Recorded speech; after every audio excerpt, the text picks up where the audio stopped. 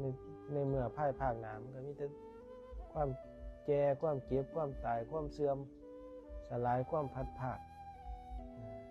นี่ไปใช้บ่ไปพ้อทุกข์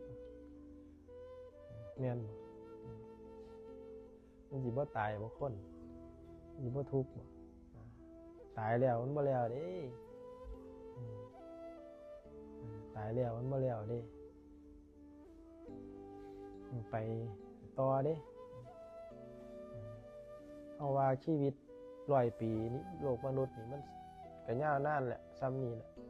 ชีวิตหลังความตายยาวกว่านี้อีกมันตกนรกตกสู่อวัยภูมิหังยาวกว่านี้อีกมื้อนึงของมนุษย์นี่โอ้ยอวัยภูมินี่มันยาวกว่านั้นอีกมื้อนึงอย่าคิดว่าตายแล้วก็แล้วเพราะฉะนั้นเพิ่นบ่ให้พระพุทธเจ้าเพิ่นรู้จักแล้วเพิ่นรู้จักเพิ่นมองเห็นแล้ววนเวียนอยู่นี่น่ะชีวิตคนจิตดวงนี้ตายบ่เป็นเปรตเป็นอสุรกายเป็นเทวดาเป็นพรหมเป็นหยังวนอยู่นี่ล่ะเป็นหยังก็ทุกข์คือเก่าเพิ่นว่าเพิ่นเลยเฮ็ดจังได